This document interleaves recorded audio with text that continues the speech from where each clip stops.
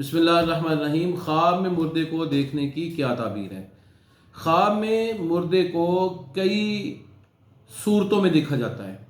اگر دیکھا گیا کہ وہ شاداں و فرحاں ہے تو یہ اس آدمی کے بعد الموت فرحاں، شاداں اور نیکی اور راحت کی حالت میں رہنے کی دلیل ہوا کرتا ہے۔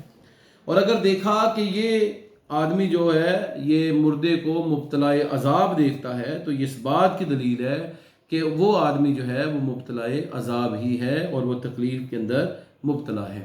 مردے کو خوش دیکھنا یہ اس بات کی دلیل ہے وہ راحت میں ہے، اور مردے کو پریشان اور رنجیدہ دیکھنا یہ اس بات کی دلیل ہے کہ مردہ جو ہے وہ اپنی قبر کے اندر مبتلا غضب ہے۔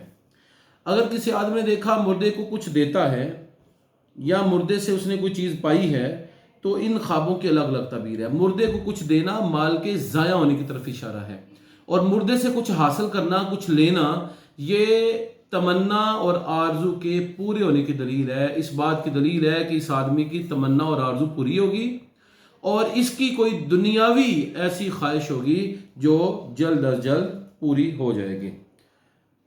خواب کے اندر میت کو کسی نامعلوم مقام میں دیکھنا یہ اس بات کی دلیل ہے کہ صاحب خواب جلد اس دنیا سے چلا جائے گا۔